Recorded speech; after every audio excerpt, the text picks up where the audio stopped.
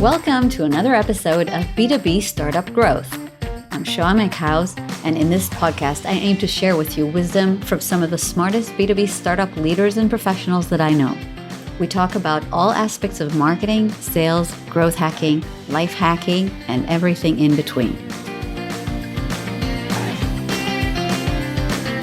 In today's episode, I talked with Lior Weiss, VP of Business Development and Marketing at Seleno.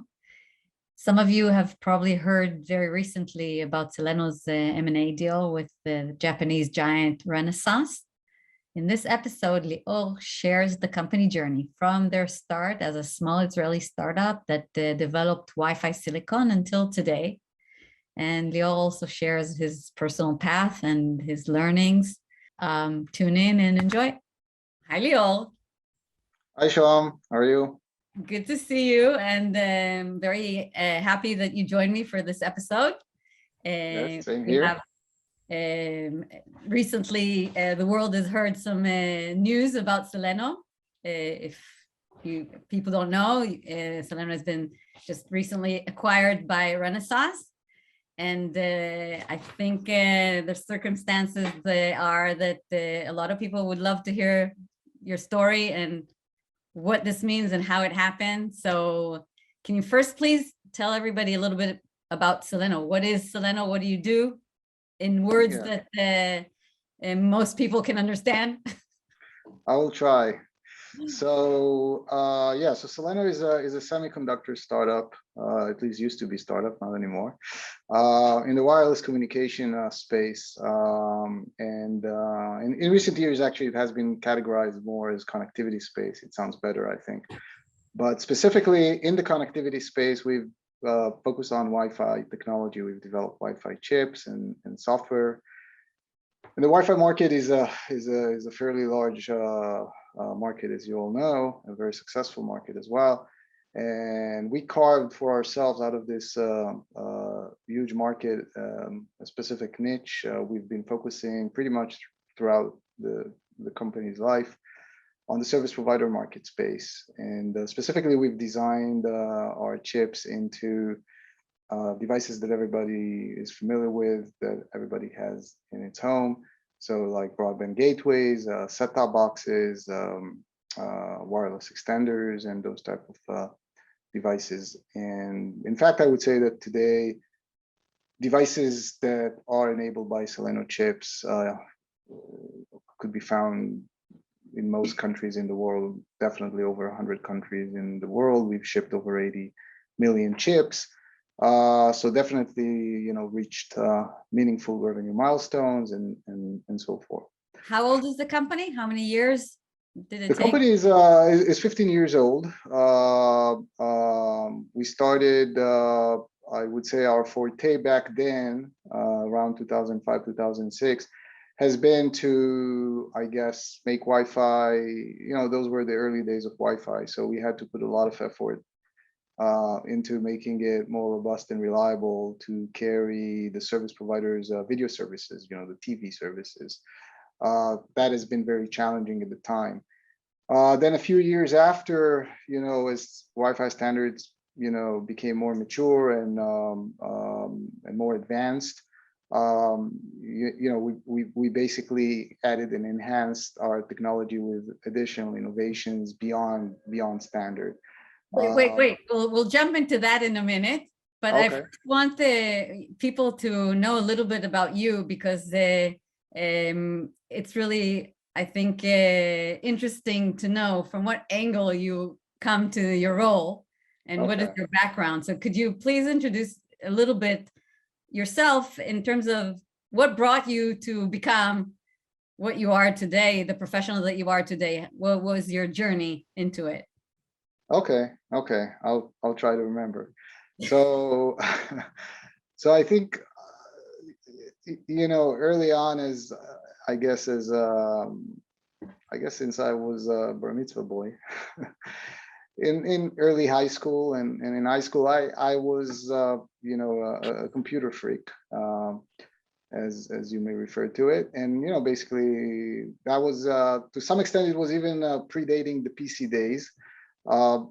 so I had, I got a computer for my bar mitzvah, and I was writing code and writing software, You're a developing games. hardcore geek.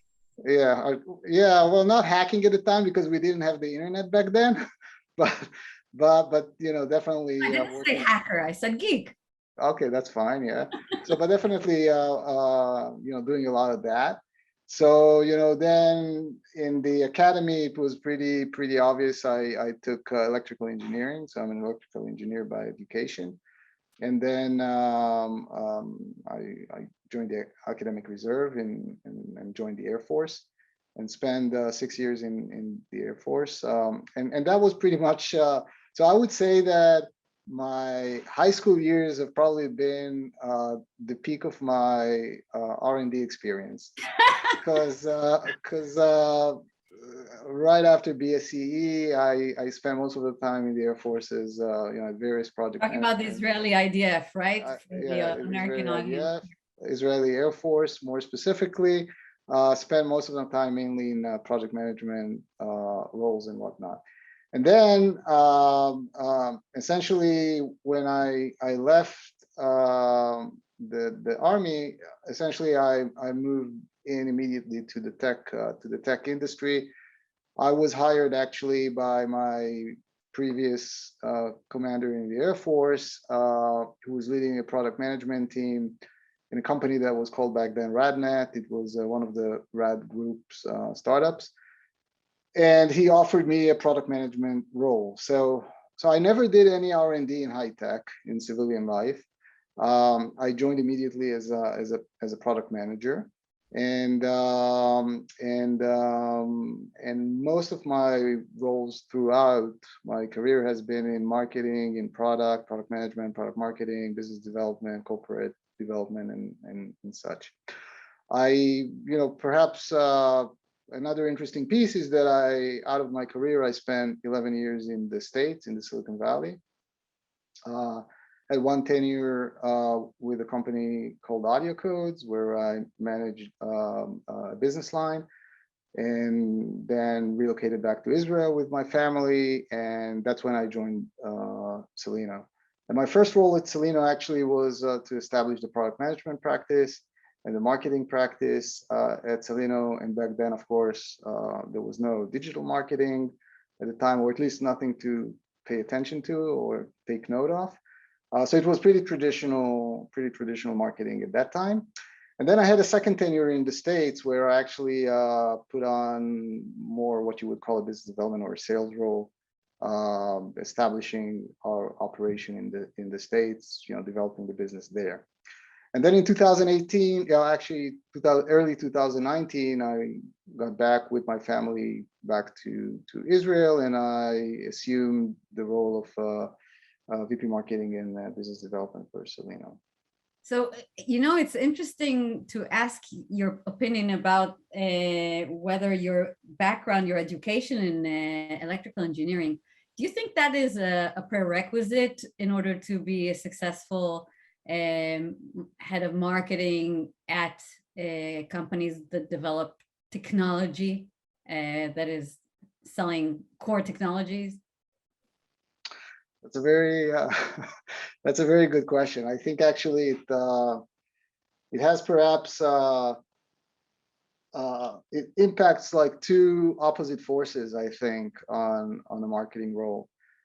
On one end, I would say a positive force, in a sense that specifically in deep tech, and I do consider Seleno to be a deep tech company, and a lot of the semiconductor companies are deep tech by nature. Can you define deep tech?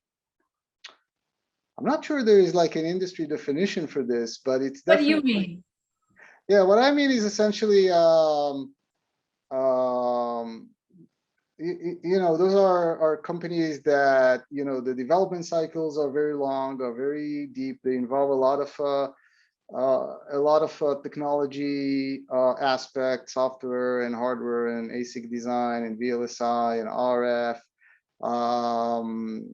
heavy stuff. It's not, again, I don't mean to patronize, but it's not like those single front end development companies for B2C applications and whatnot, where they have a lot of fortes, a lot of marketing fortes and stuff like that. Deep tech is I guess is more about the heavy technology development cycles. Yeah.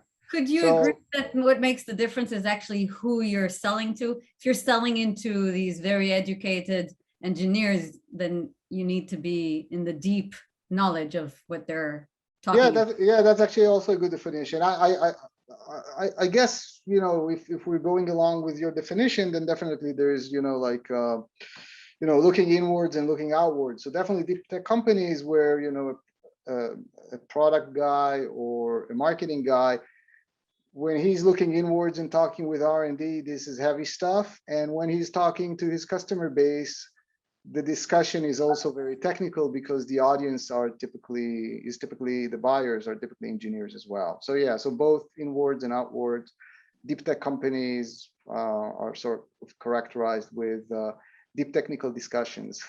Okay. And so this is a positive force, right? So the fact that someone is an electrical engineer or comes from this background helps a lot. On the other hand, I would probably say that it brings also a certain level of stiffness to the role. Tell me about it. I knew you're gonna love it. So this is definitely something that I had to pay attention to and personally to improve on. But that's obviously on the counter. It's a counter effect, right? So I'll testify that since I know you, since we've worked together 3 years ago until today, you've loosened up a lot, man. Oh, thanks. And let me say what I mean when I say loosen up. To what do I refer? Not that you started to dress like a hippie. Okay. What I mean is that I remember when we started to work together, you thought that every word that comes out of your digital channels, every word needs to be reviewed in depth and researched first, analyzed, approved by everybody, and then it can only be released. And gradually, as we work together, and I think I convinced you that speed and volume have a lot of importance also.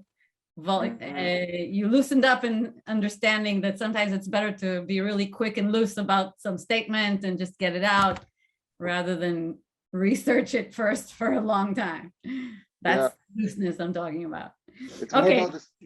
Go ahead. All right. So maybe let's jump into now more into the journey that Seleno went through in terms of how you positioned what was your go-to-market in the beginning, what was your offering, and then how you positioned gradually into what you became lately that got you to be bought by Renesas. Okay. So I think that I would probably divide this tenure as into 3 phases, pretty much. The first 5 years, the second 5 years, and the last 3 years. I would say that probably the first 5 years is like many other startups, and 5 years in a semiconductor company life cycle is pretty it's the norm pretty much.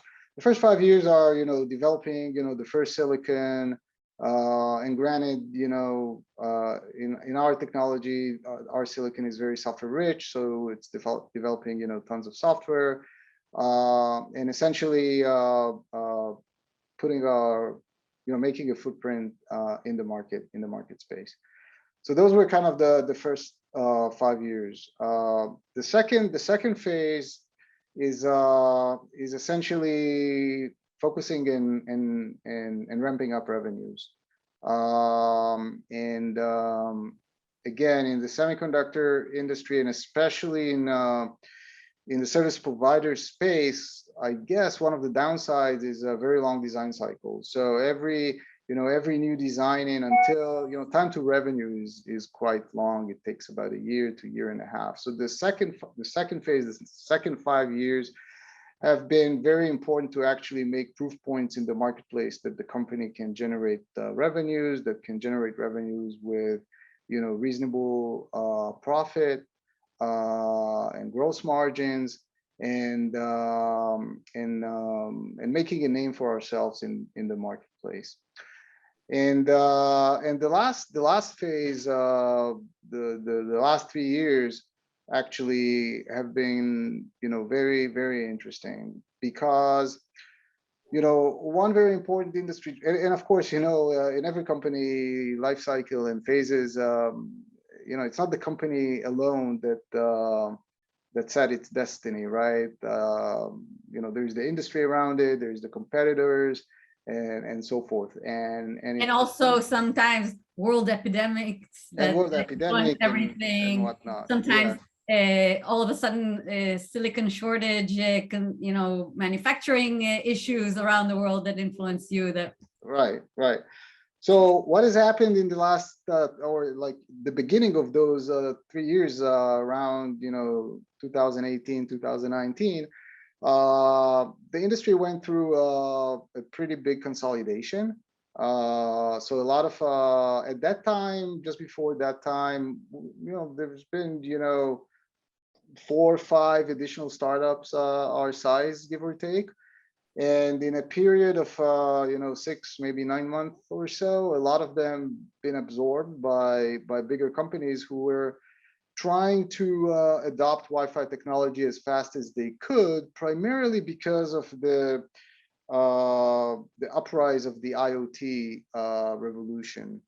And so by early 2019, we pretty much became, I don't know if but probably the last two, one of the last two startups out there. wait, let me clarify this point, because I think it's very the journey that you did in the last 3 years is quite spectacular, I think. From my perspective, 3 years ago, you guys were at a point where you were with Wi-Fi silicon technology that was at that point, the huge players sort of caught up with your unique features, the features that were unique before, because all the standards helped them catch up. And you were competing with huge players like Qualcomm, Broadcom, Intel, players like that. Yeah. And when you say there were last 2 players, what do you mean? Can you name them? What are you referring to? What let's describe the landscape of 3 years ago, so that we can describe to people what happened. What did we do in the last 3 years to reach this? So I think that the point where it became very clear to us that actually, due to the IoT revolution and whatnot, our focus has always been on the access point side. Maybe I didn't mention that. So it has been on the access point side, on the infrastructure side, which is it's a very lucrative market. And you're right, the competition is fierce. Those are like the giants, and essentially there are 2, Broadcom and Qualcomm. There may be a third one, but those are kind of the major 2. So it's definitely fighting against giants, but it also came clear to us that actually the product is not the product that was shipping and was generating wonderful revenues and whatnot is not bringing necessarily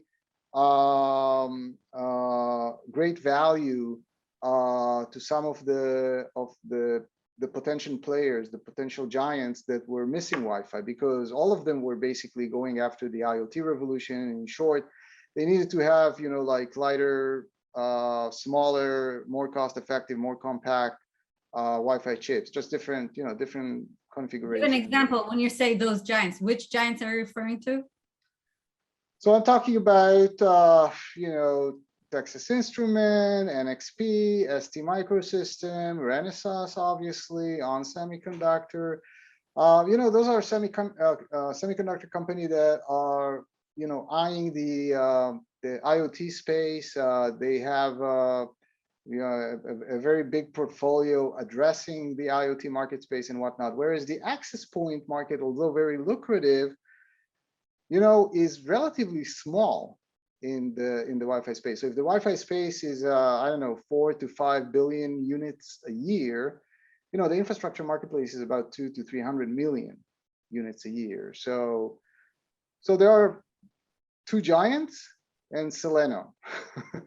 and essentially we figured that, all the potential partners and all the potential acquirers and all the potential companies that might be interested and still missing Wi-Fi technology are actually looking for some different portfolio. They're looking for smaller scale chips, less power hungry, less powerful, more cost effective, that fits to the IoT client space, to the station space. Right. So from a marketer's perspective, I would say it's simpler. Like here's how I see it. You were providing silicon, competing with companies that are 1 million times bigger than you. Right. In supplying silicon to the silicon space, the silicon suppliers. And so you were at that point, you needed somehow to reposition yourselves to be attractive and compete with those huge giants. And for that, you needed to choose a unique strategy, right? I'm really interested in that strategy. You knew you were up against Qualcomm and Broadcom, and what was the strategy to deal with it? So, and it couldn't be by price. It couldn't be by price, right? Because you can't compete with them on price. Right.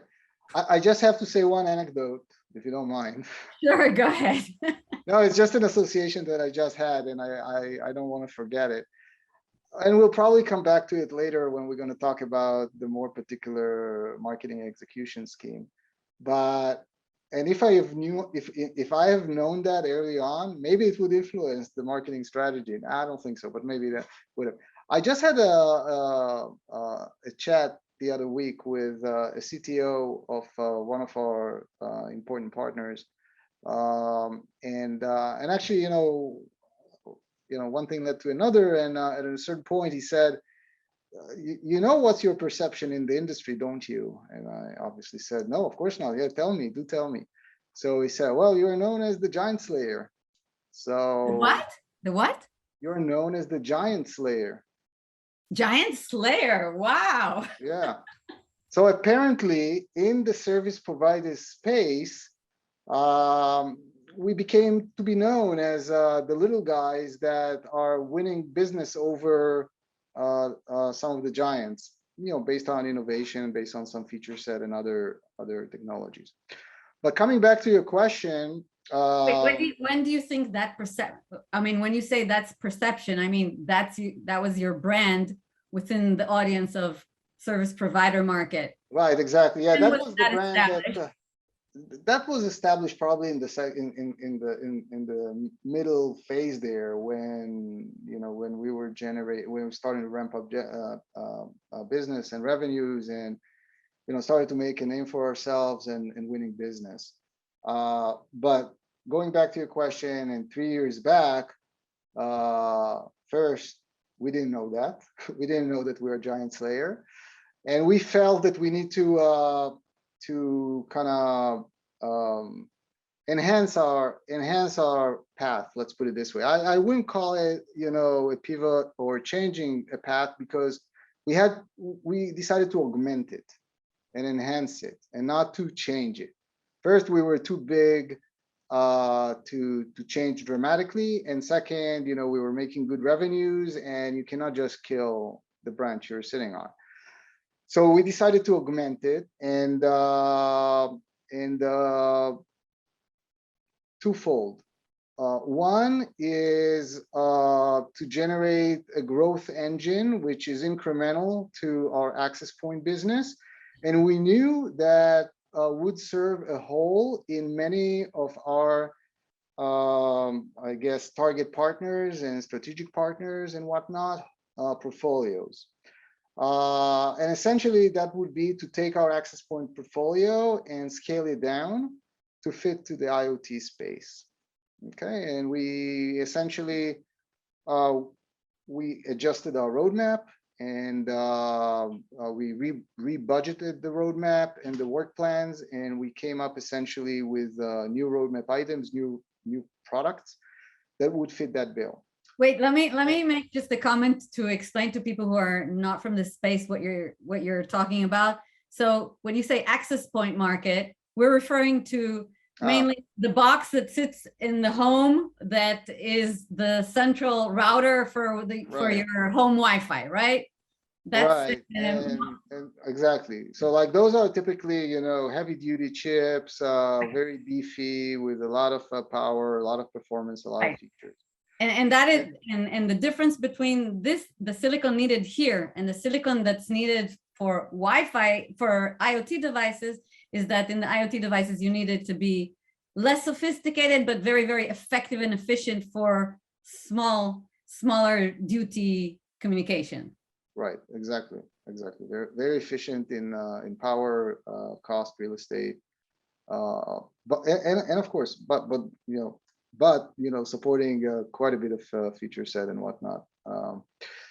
Anyway, so that was like one aspect, and the other aspect has been the I guess we've been fortunate enough that we had a group of smart people in the company, and we came up with new technological innovation, which later we called Wi-Fi Doppler imaging or Wi-Fi Doppler radar, which essentially is something that was not done before, which is you know, taking Wi-Fi technology and making a radar out of it, and technologically it was very exciting. And at that early time, we felt that this exciting technology could be the second leg of the semi-pivot, if you want.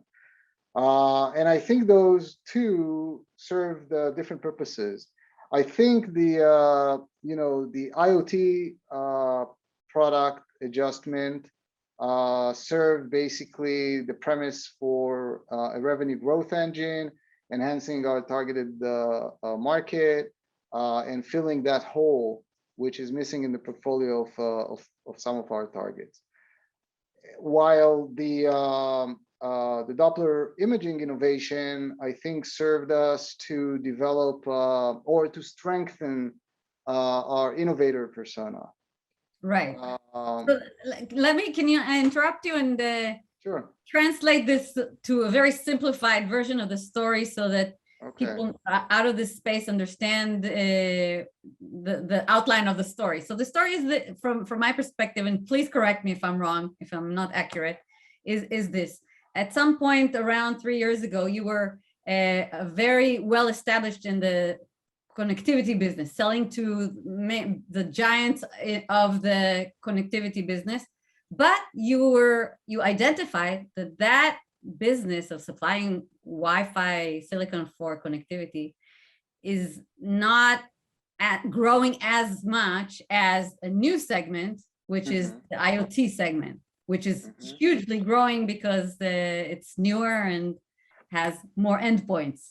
So we're looking at that market to generate growth, and you decided that you wanted to, you know, pivot your reposition a little bit your product line towards that market. So that is, and it's not small in your world. It's not a small reposition. It's a whole new product line that needs to be put together from scratch. So it's like also this big gamble because you were not established in that space marketing wise. Well, true, but we were very careful actually to maintain and grow also the previous product line.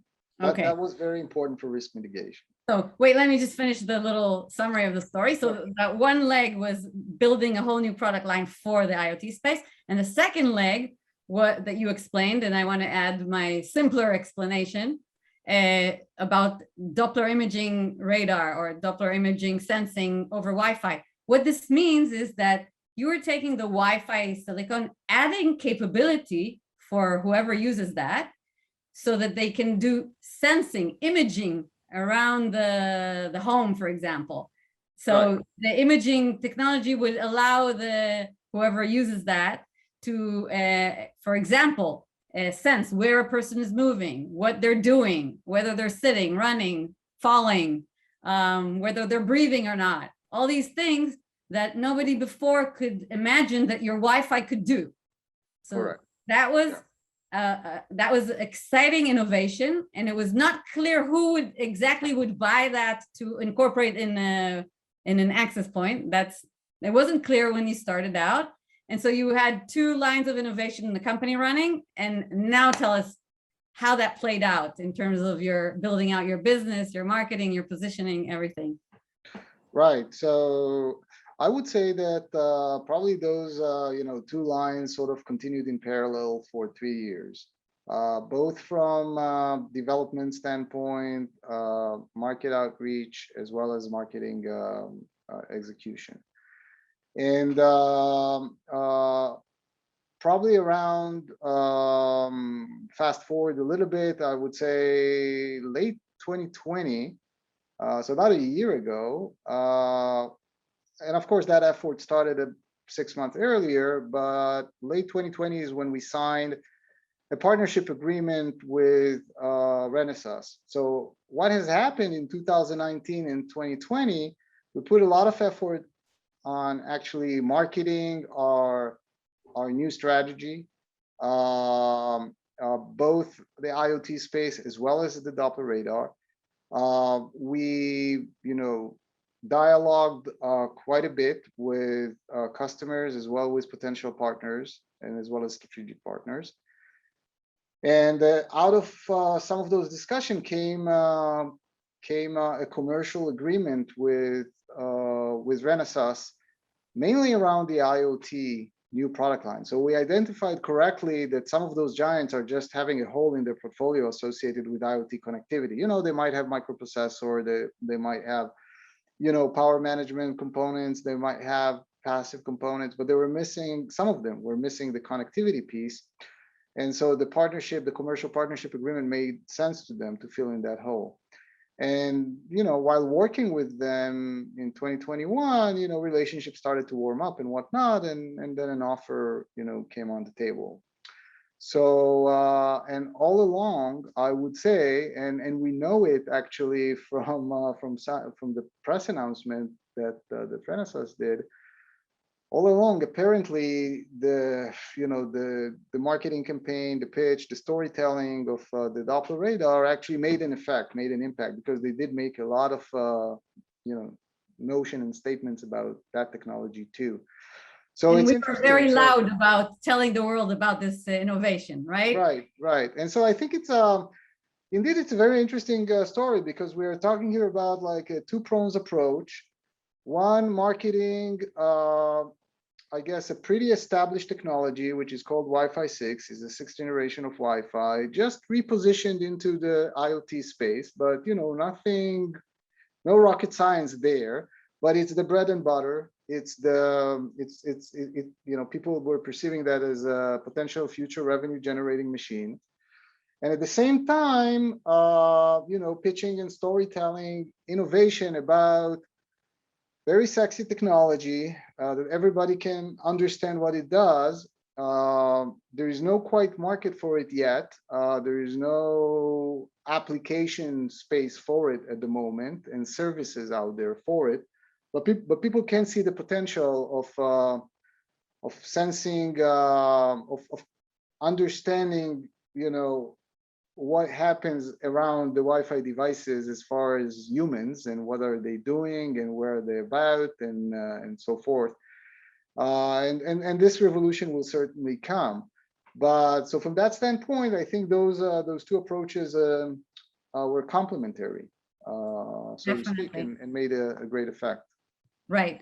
So one thing that was missing from your story is that, from my perspective, is super critical, is that as you started this journey, like from 3 years ago, when you started out, at the time, a lot of your interaction with your potential clients was based on meeting them in road shows, in conferences and events. And then 2 years ago, COVID happened and all that froze. And so actually the majority of your story happens during COVID, right? And so I'd like you to tell me how digital became, your main platform to communicate with the whole world and all of your audiences. How did that change the way you work? Yeah. Okay. So, as I mentioned, in the first 10 years of the company, our marketing has been, first of all, very traditional in nature, very traditional tools, press announcement, website, shows, and, that's about it. And very suboptimal, I would say. And then in late 2018, early 2019, essentially we've established a digital marketing practice, and I would say almost overnight we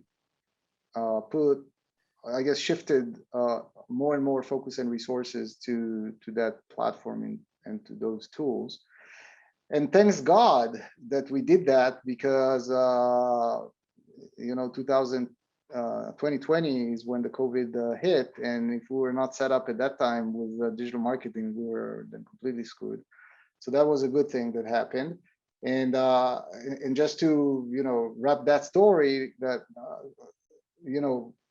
maybe not very surprisingly, but definitely in our traditional market, it is surprising. You can count on one hand the people that we met face to face at Renesas, and maybe one or two times, and that's it.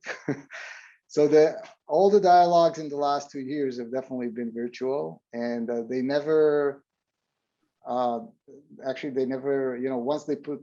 once it turned from a partnership to an actual potential acquisition, still nobody came and visited us face to face. Right. So it definitely COVID played a big role here. But I'm glad that we had the digital marketing platform and tool, and I think it served us very well. It helped us actually also to get very quickly to new markets, because at the end of the day, it's not that we continue to market to our captive, well-known, legacy market space of service providers. Almost overnight in early 2019, based on our new strategy, the IoT strategy, as well as the Doppler radar strategy, we had to expand dramatically the audiences that we were targeting, from about, 20, 25 players to thousands of players.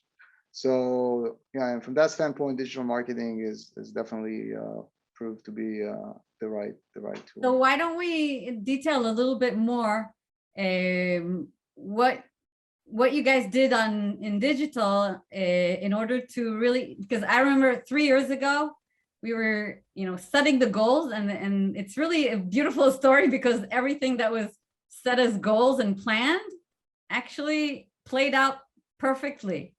Now we can say, like, it was and so the goal at 3 years ago was to get in front of new players in the IoT industry, to get them interested in your brand, to get them to know your brand, trust your brand as leaders of Wi-Fi, and hopefully that those players will start selecting your silicon because of that. That was one goal. And so that was one area of digital marketing strategy. And the second area was specifically, we made a list of, big players that you wanted to really get in front of them, because you were planning to get some deal. You had a few candidates. Renesas was just one of the candidates that you had in mind. And you were targeting very niche people there, making sure that they see you at your best. And as you were discussing with specific people from Renesas, we were making sure that these guys are also getting hit digitally from all kinds of directions, right? So can you share a little bit of what are all these methods that we use to get in front of them to influence their state of mind and their sentiment towards Seleno as they are in parallel discussing certain business deals with you? Right. So I think that first, I think that an important pillar in this marketing, communication, execution has been content. I always believed perhaps we just didn't have the right tools to bring it to the audiences, but I always believed that content is king. And that's probably the best, especially in deep tech, especially in our business. Valuable content makes the difference. So from that standpoint, we started to create a lot of content, definitely more than the company did in previous years. And some of the content was actually education on the new technology, Doppler imaging, and that it was basically creating a market, so to speak. So we had to explain about applications, we had to explain how usable the technology is, how it works, and so forth. And at the same time, on the traditional, I guess, connectivity Wi-Fi space, we actually had to reposition ourselves because we had a brand that was built at the time for 10 years that we designed premium chips for access points. And we had to create this dotted line and show the trajectory for people to realize that actually we are enhancing the roadmap, and taking it in an additional direction of actually making lower power, lower cost, lower size solutions for IoT. And you build brand for 10 years, you don't change course overnight. So we had to create a lot of content to put the dots together and show the similarities between the products and help gain confidence of our audiences in our ability to accomplish that. So content is one important piece of that. That content, we had different methods of distribution. So we did organic distribution through newsletters and through our website. And which of course was feeding from our lead generation program and whatnot. And then probably halfway through, we also started to spend budget on paid distribution, paid advertisement, retargeting, and so forth. I think we made sure that in the stage of negotiations that you had with Renesas, I'm sure they saw your brand pop up over and over again, everywhere they browsed almost, right? Right, for sure. Yeah, we played with, actually, I would also add that, and it's not a small feat, we essentially try to adjust our target list based on business goals. And I remember that, at a certain point in time in, I think it was in 2020, we were competing on a few important tenders. And at that time, we kind of devoted a lot of the budget around audiences that are associated with the ecosystem of those tenders or RFPs, for that matter. So we played with it, right? We tried to be flexible and use the budget per the quarterly, business targets and whatnot. Right. You made a very important comment about the importance of the content creation part in your digital marketing efforts. And I'd like to share here something that I think would be of value to a lot of companies that are in a similar challenge as you were. In Seleno, the content creation is aimed towards audiences that are very, very educated engineers, system architects, hardware and software architects, super professional and very educated engineers. And for them, when you write content, the writing needs to be adequate and interesting for them. So I think one of the ways we overcame the big challenge of Seleno's knowledge in this space is usually held by the most busy people in your company, including yourself. And it's very challenging for these people to make time for sitting there and writing a lot of content for marketing. So I think one of the ways we overcame this challenge is that as your marketing agency, we got really good direction and inputs of high-level messaging or higher-level messaging from your team. And then what we did was we identified a writer who we identified them online. We searched for them online very specifically. We were looking for people who have very unique Wi-Fi knowledge. And we came across, as we were advertising for that role, we came across a few super educated people that were not necessarily marketing writers. And we just hired them for writing specific pieces. And that was very useful. And so we combined in the writing both subcontractor who were with niche knowledge, like a PhD in signal processing in the Wi-Fi space, something like that. And then we added to that a layer of marketing writing to enhance the writing so that it's really a marketing piece. And that's how we overcame this challenge. And it's not a trivial one. And I see many, many companies go through this challenge. So I'm just saying that what was helpful here is to break down this role to pieces.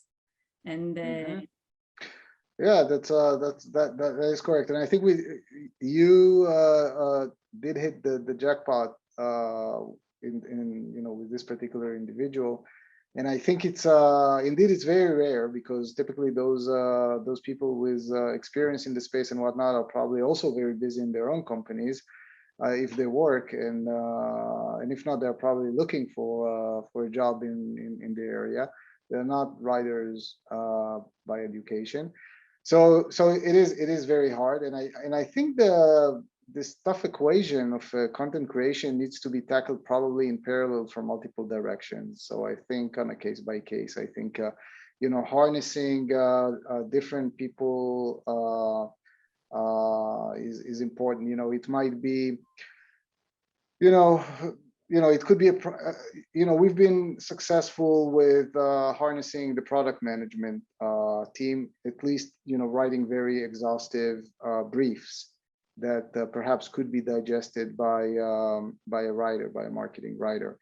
At least one time, I remember that we also used one of the system architects, and God knows how busy they are. So indeed, it's very challenging. So yeah, and obviously finding a talent like you did,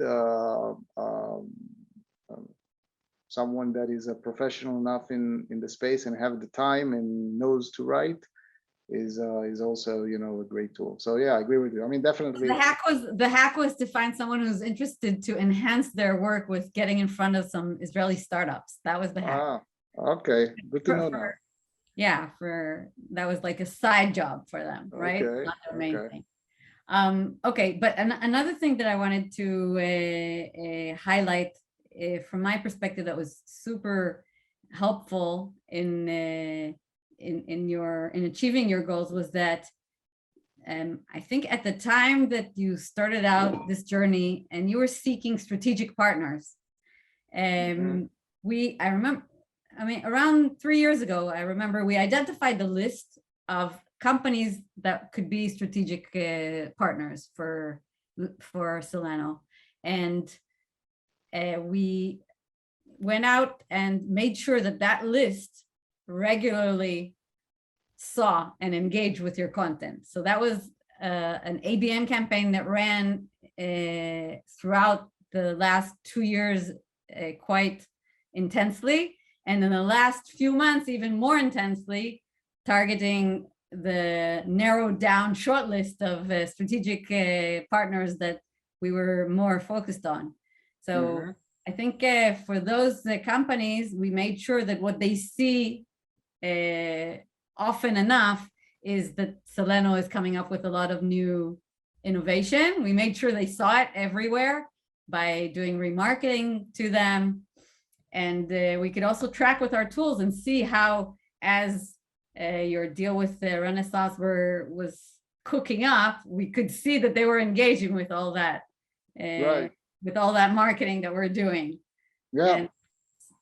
And how do you, Interestingly enough, go yeah, ahead. interestingly enough, no, you just mentioned that. So I remember looking at some of those statistics, some HubSpot statistics and whatnot in the last few months when things were heating up in one area. We started, we started to see big traction with some additional competing strategitic partners that were also looking very carefully at the materials that we were issued. And so it became it was definitely an indication that that things are boiling up for us. So, yeah. Very good. Lior, because we're nearing the time restriction, I'd like to ask you a question that I ask most of my interviewees. Is there anything that you feel that you've learned in the last few years of your journey with Seleno that you wish you had known earlier, and that maybe you can share it with people who are somewhere earlier in their journey and could benefit from your retrospect now? Yeah, sure. So I think that I've been converted as far as digital marketing goes. So I've been in the business to business industry or market space throughout my career, and I've, the way we've conducted business for the longest time has been based on in-person meetings, face-to-face meetings, a lot of travel. I remember, years that I've traveled north of 20, 25 flights a year, and it kind of was a vicious cycle, which in turn kind of caused to minimize budget on digital marketing, sometimes not even having any budget for digital marketing and whatnot. And 3 years ago, when we decided to give it a try and went actually all in with it, I'm converted. I think that it made a great impact. I think that the level of trust and credibility to a much larger audience that we could have had otherwise proved itself. Of course, it's very important to use those tools moderately and not overusing them or overdoing them. Not spamming, and make sure that providing quality and valuable content. But if doing so, the benefits are enormous, because relatively cost effectively, the reach out is in much greater scale that one could achieve otherwise with just going on a plane. And I would just add also that it's extremely important for smaller companies, such as Seleno and such as other small companies in the industry, because we've always had the problem of scaling up our sales force. It's always a vicious cycle of spend and budget. And so with with small sales teams and whatnot, there's just so much that you can build in terms of trust and relationships with face-to-face meetings. And with digital marketing, the scale is much larger. So yeah, I mean, digital marketing, start early. I think that's the best advice. Actually, can I ask you, when you say we did the email marketing, not spamming, do it moderately, can you be more specific? What do you mean? What did you do? Because I can testify that Seleno has an outstanding engagement with their email list. Like I think from all of our clients, I've seen the highest open rates and engagement with emails with Seleno. It's so could you share, what do you think is the secret to getting such trust with your email list? Yes. First of all, it's not going to hurt you if you're going to be trustworthy, throughout the life of the company. And I think Seleno has always been such a company. We talked about stiffness, so it plays well from that standpoint. But but coming back seriously, I think it's we tried not to not to send updates on every new blog or every new content piece. Only picking and choosing the ones that we felt are most interesting to the widest audience. Obviously, we send them from key people at the company. I think it was mostly me, and we try to do it every so often, not too frequently. But I think it's making sure mostly that the content that is being sent is valuable to the audience. So let me be more specific. When you say not too frequently, I think we send something usually once every 3 weeks or so, not more than that. In terms of Right. the email, Yeah. the email. Yes, we try to be very disciplined. There were some periods in time that we did it, like once every week or other week, and and then we went back to. Yeah, we saw that it degraded It definitely degraded engagement. the statistics. Correct. Yeah. Yes. Okay. So, Lior, first of all, thank you very, very much for sharing so much of your story. I'm sure so many companies that could learn from your journey, and also sharing with us some of the practices. And I want to wish you a wonderful, wonderful next step in your journey with Seleno and in your career. I'm guessing now there's going to be lots of new things happening in your company. For sure. We can't wait to watch and see how this evolves, and maybe we'll have a second round once you do new things in your new role in Renesas. Sounds good. Looking forward to it, and good luck to you too, and to Penguin. Thank you very much. See you.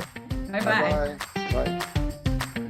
You've been listening to the B2B Startup Growth Podcast, bringing you the latest wisdom on marketing, sales, growth hacking, and life as a startup leader. I'm your host, Shoham Eckhaus, and if there's a particular topic that you'd like me to cover soon, please reach out to me on b2bstartupgrowth.com and let me know.